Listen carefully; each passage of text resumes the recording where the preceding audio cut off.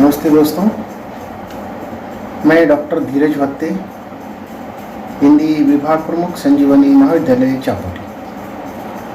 आज के इस ऑनलाइन ताशिका में आप सभी का हार्दिक स्वागत है। बीए तृतीय वर्ष ऐच्छिक हिंदी पाठ्यक्रम के अंतर्गत साहित्य शास्त्र इस 11वें प्रश्न पत्र में हम शब्द शक्ति को देख रहे हैं। इसके पूर्व की ताशिका में हमने शब्द शक्ति की प्रस्तावना दी की है। शब्द तो एक कारण है और शब्दों से जो बोध हमें होता है उसे ज्ञान कहते हैं। शब्द से शब्दबोध तक पहुंचने के लिए जिस व्यापार की आवश्यकता होती है उसे वृत्ति कहते हैं, और यह जो वृत्ति है वह शब्दों में ही होती है। शब्दों में अर्थ देने की जो शक्ति होती है उसे ही शब्द शक्ति कहते हैं। अलग अलग शब्दों में अलग अलग प्रकार की अलग अलग अर्थ देने की शक्ति होती है। किसी शब्द या वाक्य से अगर एक ही अर्थ निकलता हो या किसी शब्द या वाक्य से एक ही अर्थ निकलता हो किंतु वह मुख्य अर्थ ग्रहण न कर उससे संबंधित अन्य अर्थ ग्रहण कर लेते हैं। और तीसरा जो प्रकार है किसी शब्द या वाक्य से अनेक अर्थ निकलते हैं और वे सभी के सभी योग्य होते हैं। तो इसी आधार पर शब्द शक्ति के 3 भेद किए गए हैं। और ये जो 3 भेद किए गए हैं, पहला है अभिधा शब्द शक्ति, दूसरा लक्षणा शब्द शक्ति और तीसरा व्यंजना शब्द शक्ति। अभिधा शब्द शक्ति वाचक शब्द से वाच्यार्थ या मुख्यार्थ या अभिधार्थ प्रकट होता है। लक्षणा शब्द शक्ति से लक्षक शब्द के आधार पर लक्ष्यार्थ प्रकट होता है, और व्यंजना शब्द शक्ति में व्यंजक शब्द के आधार पर व्यंग्यार्थ प्रकट होता है। तो इन 3 शब्दों के आधार पर 3 अलग अलग अर्थ प्रकट होते हैं, और इसी के आधार पर यानी कि शब्द और अर्थ के अनुसार शब्द शक्ति के 3 प्रकार या 3 भेद किए गए हैं। एक एक भेद को हम देखते हैं। तो सबसे पहला जो भेद है अभिधा शब्द शक्ति का है। तो अभिधा शब्द शक्ति क्या है? तो इसमें हमने देखा है कि वाचक शब्द है और उससे निकलने वाला अर्थ वाच्यार्थ या मुख्यार्थ कहलाता है, उसे ही अभिधार्थ भी कहा गया है। तो इसी के आधार पर ये शक्ति बनी है जिसे अभिधा शब्द शक्ति कहा है, जो बिना किसी अन्य वस्तु का सहारा लिए साक्षात रूप से अर्थ का बोध कराती है, उसे अभिधा शब्द शक्ति कहते हैं। तो यह अभिधा शब्द शक्ति क्या है, उसको सीधी सादी भाषा में हम समझ सकते हैं कि जो बिना किसी अन्य वस्तु का सहारा लिए साक्षात रूप से अर्थ बोध कराती है उसे अभिधा शब्द शक्ति कहते हैं। अर्थात जिस वाक्य से निकलने वाली शब्दशः अर्थ हम ग्रहण करते हैं तो वहाँ पर अभिधा शब्द शक्ति होती है। अभिधार्थ को समझने के लिए पहले वाचक या वाच्यार्थ को समझना आवश्यक है। वाचक वे शब्द कहलाते हैं जो सांकेतिक अर्थ के बोधक होते हैं। अर्थात अभिधा शक्ति जिस शब्द का अर्थ प्रकट करती है उस शब्द को वाचक शब्द कहलाते हैं। भाषा में मूल प्रचलित जो शब्द हैं वह वाचक शब्द होते हैं। सभी वस्तुओं के नाम, प्राणियों के नाम, स्थानों के नाम, तो इस प्रकार के जो नाम होते हैं अर्थात वे वाचक शब्द से निकलने वाले जो अर्थ है यह शब्द होते हैं। ये सारे शब्द हैं मूल यानी कि भाषा की मूल प्रचलित शब्द है, और इसका सीधा साधा जो अर्थ हम प्रकट करते हैं, वाचक शब्द से निकलने वाले अर्थ को वाच्यार्थ कहते हैं। यानी कि वाचा के साथ निकलने वाला अर्थ हम यहाँ ग्रहण करते हैं, उसे ही मुख्यार्थ कहा गया है। शब्द का मुख्य अर्थ है, मूल अर्थ है, प्रचलित शब्द है और उसका प्रचलित अर्थ है, मूल अर्थ है। और इसके अंतर्गत सभी प्रकार की वस्तुएं आती है, सभी प्रकार के प्राणी है, सभी प्रकार के स्थान हैं, उनके नामों को हम इस प्रकार के जो वाचक शब्द कहते हैं। उदाहरण के तौर पर अनेक शब्दों का उल्लेख हम यहाँ कर सकते हैं, जैसे कि खाना है, गाना है, बोलना, पढ़ना, आना, घोड़ा, बैल, गंगा, पर्वत, नदी, ये सारे जो शब्द हैं वह इसी प्रकार के वाचक शब्द कहलाते हैं। इन्हें वाचक इसलिए कहते हैं कि वाचा अर्थात बोलने के साथ ही इसका मूल अर्थ का जो बोध है वह हमें हो जाता है। इसको बोलते ही हम जो अर्थ ग्रहण करते हैं उसे ही वाच्यार्थ कहते हैं। मूल अर्थ यहाँ बोधगम्य हो जाता है। उदाहरण के तौर पर घोड़ा घास खाता है, तो ये जो वाक्य है, इस वाक्य का जो मूल अर्थ है उसका उच्चारण करते ही जो अर्थ हम ग्रहण करते हैं कि घोड़ा घास खाता है, इसका एक ही अर्थ निकल रहा है, मुख्य अर्थ है, और वही अर्थ हम यहाँ ग्रहण कर रहे हैं। ऐसे कई सारे उदाहरण हम देख सकते हैं, जैसे कि लड़के खेल रहे हैं, मोहन भोजन कर रहा है, घोड़ा दौड़ रहा है।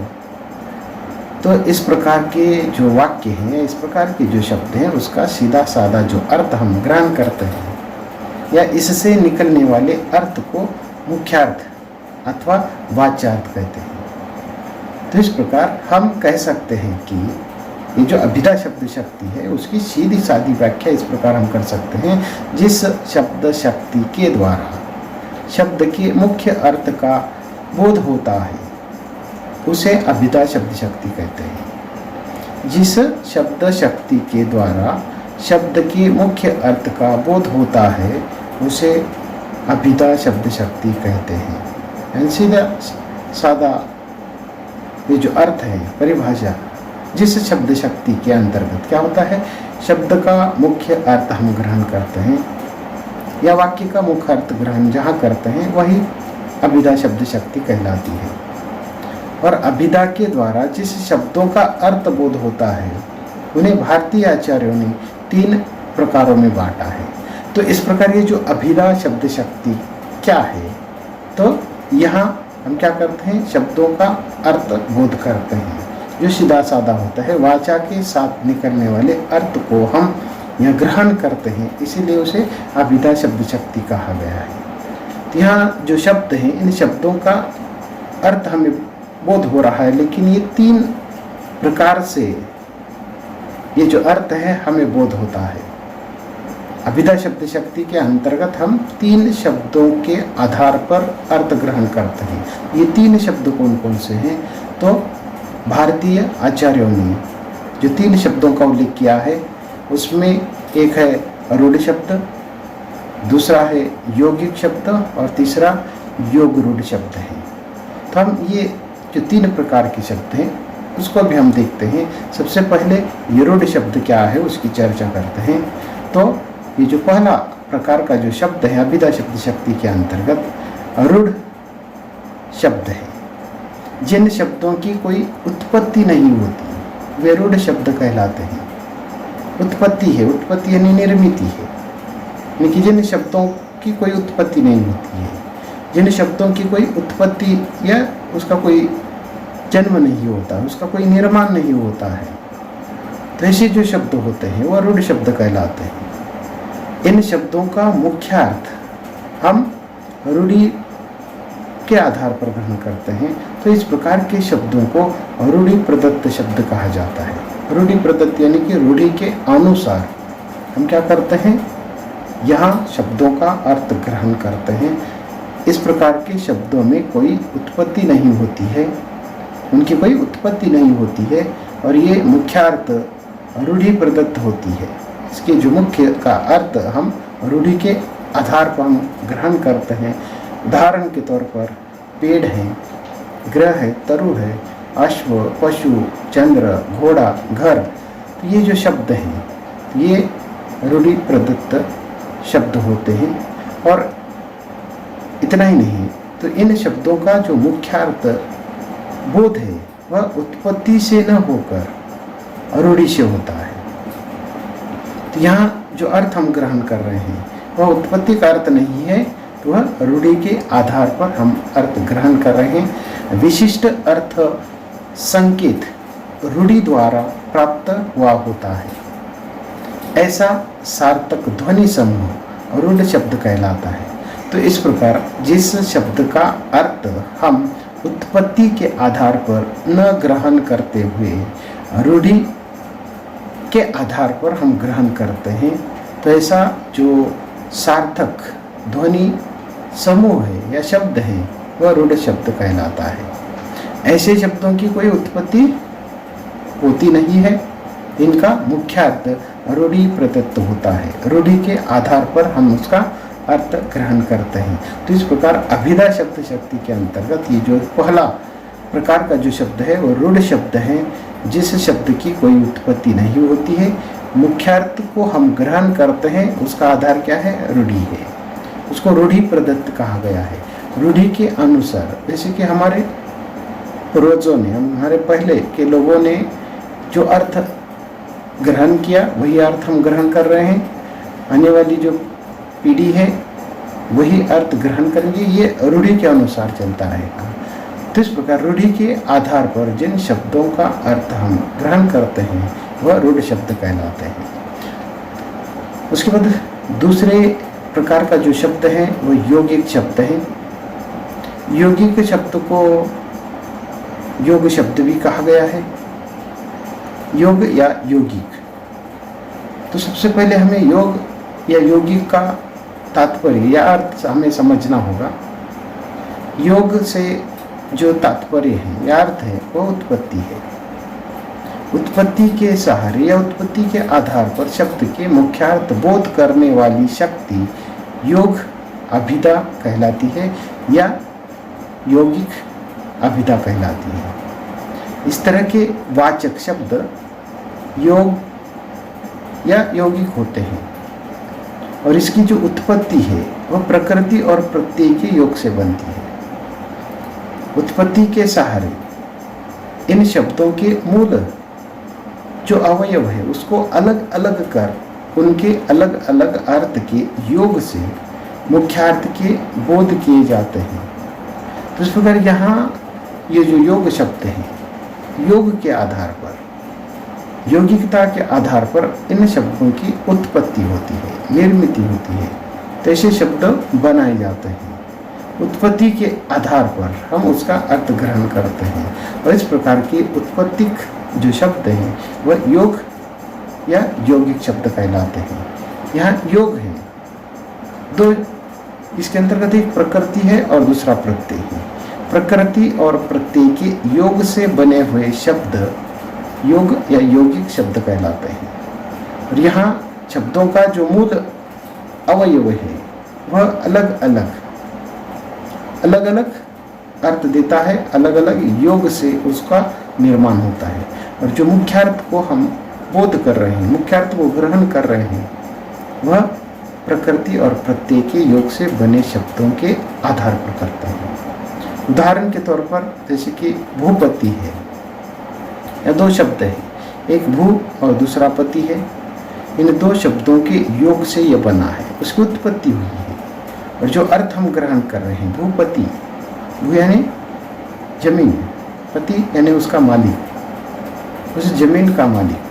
तो इस आधार पर हम क्या कर रहे हैं, भूपति का अर्थ हम ग्रहण कर रहे हैं। उसी प्रकार कई ऐसे शब्द हैं, एक प्रत्यय प्रकृति है और दूसरा प्रत्यय है। इन दोनों के प्रकृति और प्रत्यय के योग से ये शब्द बने हैं, इसीलिए इन्हें योग शब्द कहलाते हैं। तो ऐसे कई सारे शब्द हैं, जैसे कि पाठशाला है, पाठ और शाला, दो शब्दों के योग से ये शब्द बना है पाठशाला। उसी प्रकार नर पति है, नर और पति के आधार पर शब्द बना है। उसी प्रकार तरु जीवी है, तरु और जीवी ये दो शब्दों के योग से बना शब्द है।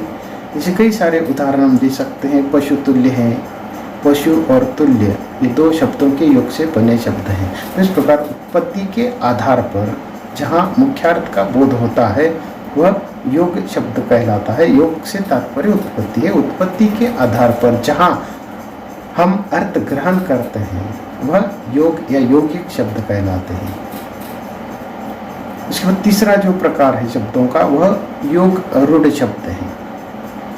सर्वप्रथम इस शब्द को हमें समझना होगा। योग रूढ़ शब्द, यहाँ योग रूढ़ है, इसके पहले हमने देखा है रूढ़ और योग शब्द देखा है या यौगिक शब्द देखा है।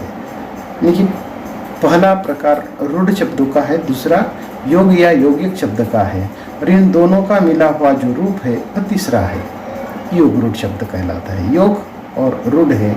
रूढ़ का अर्थ जहाँ उत्पत्ति नहीं होती है, रूढ़ी के आधार पर हम अर्थ ग्रहण करते हैं। योग या यौगिक में उत्पत्ति के आधार पर हम अर्थ ग्रहण करते हैं। यह पहले उत्पत्ति है और रूढ़ी है, इन दोनों के द्वारा मुख्यार्थ का यहाँ बोध होता है। उत्पत्ति भी हुई है और रूढ़ी भी। जैसे कि हम यौगिक शब्दों के अंतर्गत दो शब्दों का योग हो रहा है, जैसे कि भूपति में भू और पति दोनों का योग हुआ है और उसके आधार पर हमने उसका अर्थ ग्रहण किया है। तो यहाँ योग रूढ़ के अंतर्गत क्या होता है, एक अर्थ उत्पत्ति के आधार पर और रूढ़ी के आधार पर, इन दोनों का आधार यहाँ लिया जाता है। उदाहरण के तौर पर पंकज शब्द है, पंकज शब्द है, तो इस पंकज शब्द का जो अर्थ हम ग्रहण कर रहे हैं वह योग रूढ़ के आधार पर हम कर रहे हैं। तो यहाँ योग रूढ़ के अंतर्गत कुछ यौगिक शब्द ऐसे होते हैं जिनके उत्पत्तिक अर्थ भी होते हैं, लेकिन उससे संदर्भित एक अन्य अर्थ रूढ़ी द्वारा मुख्य अर्थ बन जाता है। तो इस प्रकार एक अर्थ उत्पत्ति का अर्थ है, परंतु उत्पत्ति का अर्थ ग्रहण न करते हुए हम यहाँ क्या कर रहे हैं, रूढ़ी के आधार पर अन्य अर्थ ग्रहण करते हैं, वह मुख्य अर्थ बन जाता है। इस मुख्यार्थ का बोध करने वाली शक्ति को योग रूढ़ अभिधा कहलाता है या कहलाई जाती है। जैसे कि उदाहरण में हमने देखा है कि पंकज ये शब्द है, इसका उत्पत्ति का अर्थ होता है पंख और अज, अर्थात पंख का अर्थ कीचड़, अज यानी उत्पन्न, कीचड़ में उत्पन्न।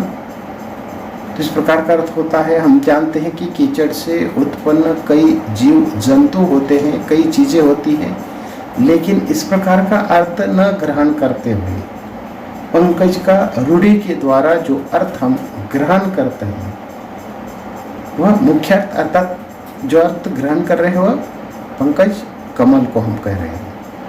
ये जो कमल शब्द का अर्थ हम ग्रहण कर रहे हैं वह रूढ़ी के आधार पर है। उत्पत्ति का अर्थ क्या है, कीचड़ से उत्पन्न होने वाली कई चीज़ें हैं, कई जीव जंतु है, लेकिन इस प्रकार का कोई अर्थ ग्रहण न करते हुए हम रूढ़ी के आधार पर पंकज का अर्थ कमल ग्रहण कर रहे हैं। तो ऐसे कई सारे उदाहरण हैं। लंबोदर, गिरिधारी है, जलद है, पशुपति है, खग है। तो इन शब्दों का मुख्यार्थ हम रूढ़ी द्वारा क्या करते हैं, निश्चित करते हैं या उसको हम ग्रहण करते हैं। तो इस प्रकार ये जो तीन शब्द हैं, इन तीन शब्दों के आधार पर हम अर्थ ग्रहण करते हैं। रूढ़ शब्द हैं, तो यहाँ उत्पत्ति का अर्थ नहीं होता है, मुख्यार्थ रूढ़ी प्रदत्त ग्रहण करते हैं। जैसे कि पेड़ है, ग्रह है, तरु है। यौगिक शब्द के अंतर्गत योग या यौगिक का अर्थ उत्पत्ति है, उत्पत्ति के सहारे शब्द का मुख्यार्थ बोध होता है। जैसे कि भूपति है, भू और पति ये दो शब्द हैं, इन दो शब्दों का योग हुआ और उसके आधार पर उत्पत्ति अर्थ हम ग्रहण करते हैं। योग रूढ़ के आधार पर ये तीसरा प्रकार है, उत्पत्ति और रूढ़ी है, दोनों का आधार लेते हैं और मुख्य अर्थ को ग्रहण करते हैं। उत्पत्ति का अर्थ भी होता है और रूढ़ अर्थ भी होता है, लेकिन उत्पत्ति का अर्थ ग्रहण न करते हुए हम रूढ़ी के आधार पर अर्थ ग्रहण करते हैं। उदाहरण पंकज ये जो शब्द है कीचड़ से उत्पन्न होने वाला, लेकिन यह अर्थ ग्रहण न करते हुए उत्पत्ति और रूढ़ी के आधार पर पंकज का अर्थ हम कमल ग्रहण करते हैं। तो इस प्रकार ये जो अभिधा शब्द शक्ति है, जहाँ वाचक शब्द होता है उससे निकलने वाले अर्थ को वाच्यार्थ कहते हैं, उसे ही मुख्यार्थ कहा गया है या अभिधार्थ कहा गया है। और इन शब्दों के आधार पर ये पहले प्रकार की जो शक्ति है अभिधा शब्द शक्ति कहलाती है, जो बिना किसी अन्य का सहारा लिए साक्षात रूप से अर्थ का बोध कराती है, उसे अभिधा शब्द शक्ति कहते हैं। अर्थात ही जिस वाक्य से निकलने वाले शब्दशः अर्थ हम ग्रहण करते हैं वहाँ इस प्रकार की अभिधा शब्द शक्ति होती है। और अभिधार्थ को समझने के लिए वाचक या वाच्यार्थ को समझना भी आवश्यक है। जो अर्थ वाचा के साथ निकलते ही हम ग्रहण करते हैं, तो इस प्रकार के बहुत सारे शब्द हैं। शब्दों का जो मूल जो अर्थ है वह वाचा के साथ या मुख्यार्थ उसको कहा गया है, और इस प्रकार के शब्द अर्थ हम यहाँ ग्रहण करते हैं। और अभिधा शब्द शक्ति के अंतर्गत क्या होता है, ये 3 प्रकार के शब्दों के आधार पर यह अभिधा शब्द शक्ति बनी है। भारतीय आचार्यों ने 3 शब्दों का उल्लेख किया है, रूढ़ शब्द, योगिक शब्द और योग रूढ़ शब्द। इन 3 शब्दों के आधार पर यह अभिधा शब्द शक्ति बनी है। और शब्द शक्ति के अंतर्गत ये पहली जो शब्द शक्ति है, शब्द की जिस शक्ति के कारण किसी शब्द का साधारण तथा प्रचलित या मुख्य अर्थ समझा जाता है, उसे अभिधा शब्द शक्ति कहते हैं। तो इस प्रकार हम यहाँ रुकते हैं। इसके बाद अगली ताशिका के अंतर्गत दूसरी जो शब्द शक्ति है वह लक्षणा शब्द शक्ति है, उसकी हम चर्चा करते हैं।